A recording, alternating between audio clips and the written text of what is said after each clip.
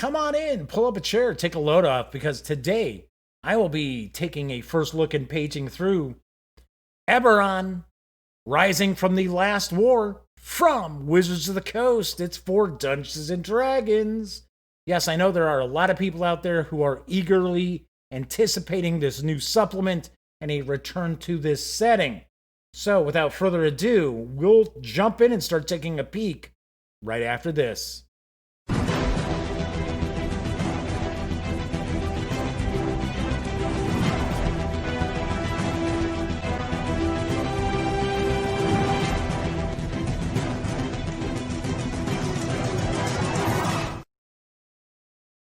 Howdy, howdy, howdy, gang. Yes, I'm Jeff McAleer, back once again as your host here at the Gaming Gang channel. As I mentioned in the open, today we are going to pace through and take a first look at Eberron Rising from the Last War. You know, I've always heard it pronounced Eberron. I don't know. I mean, that's going way back in the day. So if you pronounce it differently, hey, that's all good, right? It's your game. But I swear, I've always heard it pronounced Eberron. So, as mentioned, Eberron Rising from the Last War is from Wizards of the Coast. The 320-page book is slated for a November 19th release. It will carry an MSRP of $49.95. So, without further ado, let's swing on over to the other camera and take a peek at Eberron.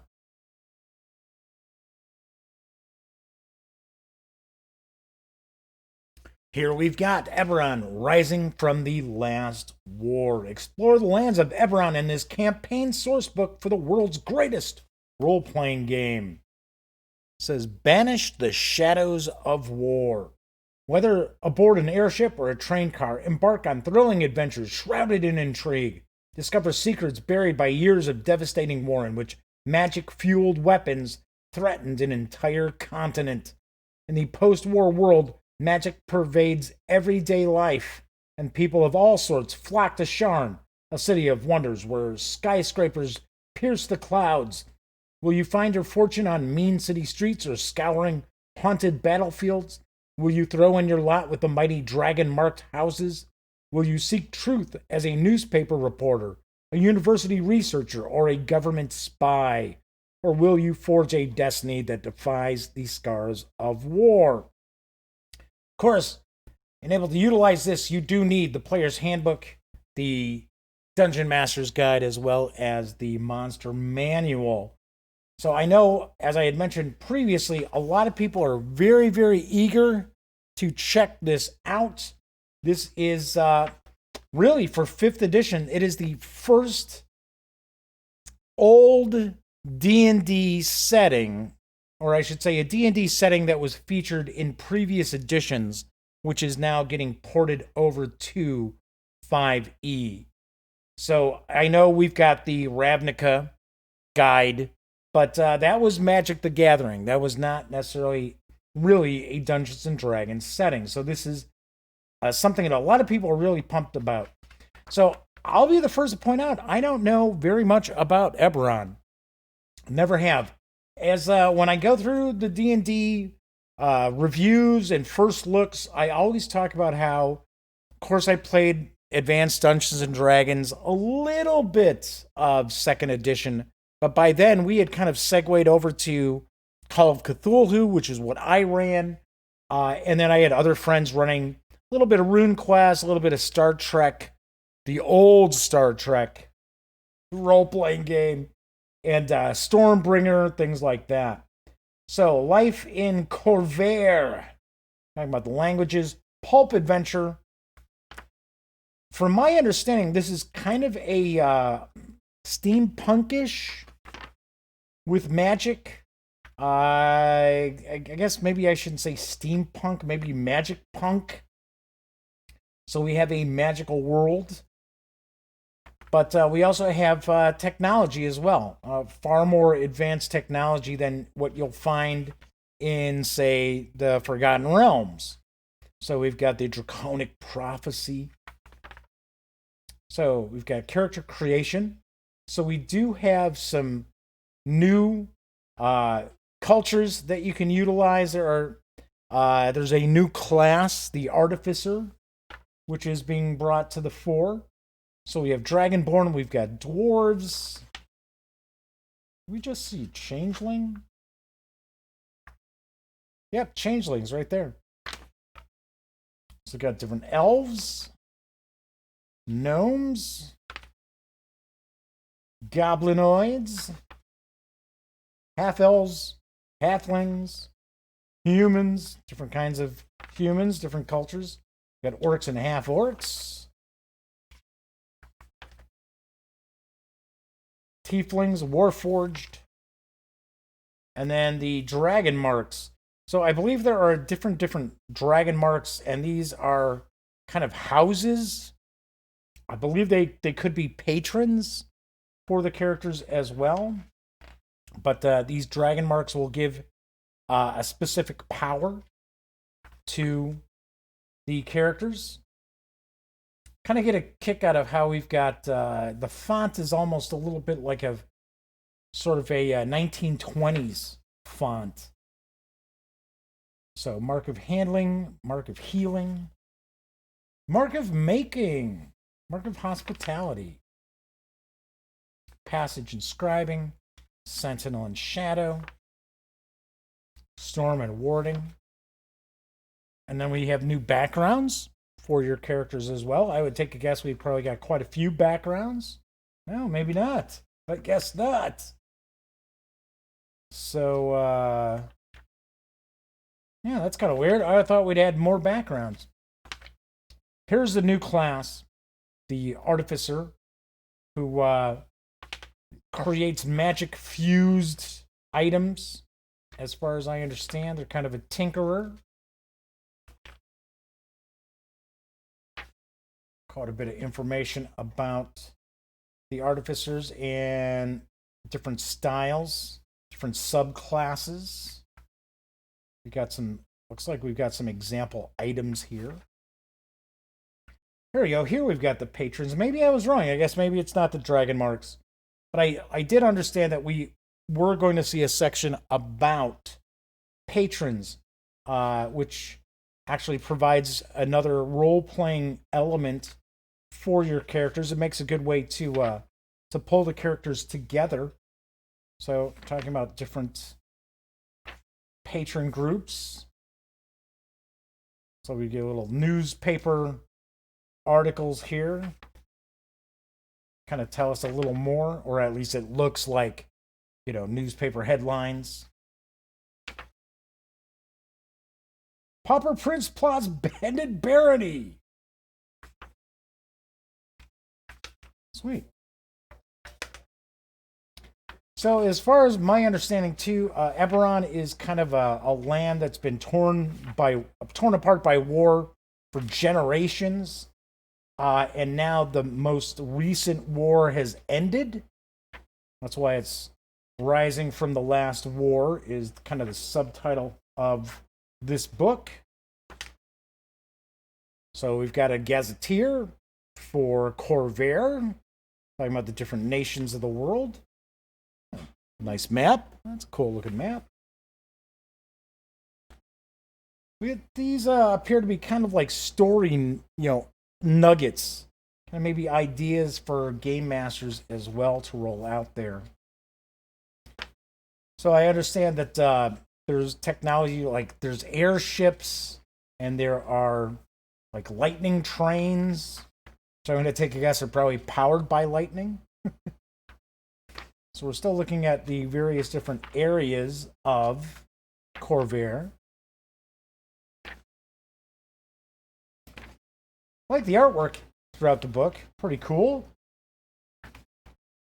And one thing I will admit that most recently, as far as like 5th edition, Wizards of the Coast has not gone overboard with the artwork where you feel like you're really getting cheated out of gaming material because you've got umpteen splash pages of art. Are you a 6 fanatic? I don't know. Corpse Cleric condemns Claw. Kind of interesting. It happened in the forest. Tree hugger, tell all. Okay, so now we get into Sharn, the city of towers, which I believe Sharn is supposed to be, I believe it's the capital, or it's like the biggest city in the land. We're getting a background on all of this. So here we go. We're getting a breakdown. So we've got a lower city, middle city, upper city, and skyway. That's pretty wild. As I mentioned, this is all new to me because I was not involved in much of second edition and not at all in third or fourth edition. I mean, granted, I did read over the rule books at the time when they were coming out, but we're talking the core books. I didn't really, I think I may have read one or two adventures for fourth edition, but I really did not get into it all that much. Didn't run anything and didn't play anything either. So this is looking very interesting. There's one of those lightning trains. So it's talking about building Eberron adventures. So now we're in a game master section, it appears. So one of the aspects of some of these source books that you'll see, some of these supplements that come out for various different game settings is, what part can the players read and what part is it we're like, okay, you can't read any further than that. Stop. So giving us some ideas for different campaign themes. One other thing I should mention is I thought it was very cool that we're getting 320 pages of material for pretty much the same price that we've seen the vast majority of D&D books go for, $49.95. Some of the shorter books, I know, if I remember correctly, I think they carried an MSRP of $39.95, but normally when we get into like about 250 pages, those are usually $49.95. So once again, got a lot of good stuff packed in here. So it looks like we've got some example dungeons, example areas kind of mixed in here as well. We do have some random generation charts for various things too. So some adventure hooks. We talk about the planes of existence. Get a bit of information about that as well. We've got some info about travel. Here's the airships. I know a lot of people have been hoping that Spelljammer gets a book, but I don't know. I mean, I have no dog in the fight. I'm sure that'd be pretty cool to see. I just don't think with Eberron getting a release, I don't think Spelljammer would be next in line. I would think something probably more along the lines of, say, Dark Sun would be what we might see in the next year or two. And of course, I'm sure we will see a good amount of support in PDF over on Dungeon Masters Guild with folks releasing adventures. I mean, there have already, for quite a while, have been some Eberron releases available there. In fact, I believe one was kind of an official Wizards of the Coast kind of guide to Eberron. So, looks like, as I was chatting, I think we've got an example adventure. Yep. Forgotten Relics. So it is a short adventure for a party of 4 to 6 first level characters. So they should reach second level by the end of the adventure. Cool. Always like to see an adventure included in supplements. Just even if it's just a few pages, just to kind of give the game master, or in this case, the dungeon master, kind of an idea of the setting. So we've got some treasures. I'm sure we're going to get into some magic items. There we go, right there, magic items. Everyday magic items. Friends and foes. So we've got a bestiary with some new baddies, new creatures. I shouldn't say baddies. Maybe not all necessarily evil. For an example, dinosaurs. I don't think dinosaurs are necessarily considered evil. I think they have no alignment, right? Oh, wow, that guy looks pretty nasty. The Dolgrim. Dolgrims are squat, deformed things. All right. Dusk Hag. Cool. Looks like we've got a good number of new creatures and monsters. So we've got some living spells. Customizing a living spell. Living Burning Hands, Living Lightning Bolt, Living Cloud Kill. Got the Lord of Blades. So we're still in the bestiary. Okay, cool. I was going to say, I wanted to see more, but yes, we're still in a bestiary. Those living spells are actually creatures, I guess. Nice. Very, very nice. Good creepy looking critters, too. Radiant Idol. This looks like a kind of a fallen angel there. Rakshasa. The Undying. So we've got some different animals as well. A Warforged Titan. We've got some generic NPCs, okay.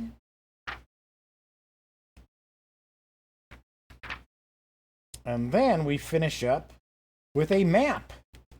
Got a map in the book. And of course, we also have the variant cover, which is available only in game stores. I believe this is available exclusively in game stores alone. So, there you have, paging through Eberron Rising from the Last War. So let's swing on over to the other camera. There you've got your first look at Eberron Rising from the Last War. As I mentioned, this is going to hit stores on November 19th. I'm going to do everything I can to have a review of the supplement out there before it hits stores. And when it does hit stores, it will carry an MSRP of $49.95. So there you have it for this time out. Don't forget to catch me live right here on YouTube with the Daily Dope, Mondays through Fridays at 7 p.m. Central, as I bring you the latest in tabletop gaming news. If you like this video, please give it a quick thumbs up. And if you have not subscribed to the channel, please do. And if you do, don't forget, ring that little bell, because it'll notify you not only of when I upload standalone videos such as this one, it'll also tell you within a minute or so of when my live stream kicks off. And of course, when you're not watching videos on the Gaming Gang channel, be sure to visit thegaminggang.com for all the latest in gaming news, reviews, comics, movies, TV. By now you know the drill. Get your geek on at thegaminggang.com.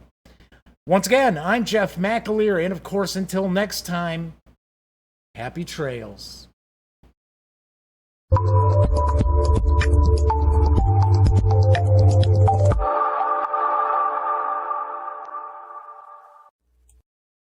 Zoobity-bitty-bitty-boo-boo. Zoobity-bitty-bitty-boo. Zabba-dabba-dabba-dabba-bum. Zibbit. Whoa, hey. I didn't realize that you were still here. Well, if that's the case, then allow me to share the following information with you that I only have 20 seconds to do. So let's all take a deep breath. So, if you would like to subscribe to the Gaming Gang channel, please click right here. If you want to check out the latest episode of the Daily Dope, click right here. And if you'd like to check out a randomly selected standalone video, by all means, click right here. Once again, I'm Jeff McAleer, and thanks for watching.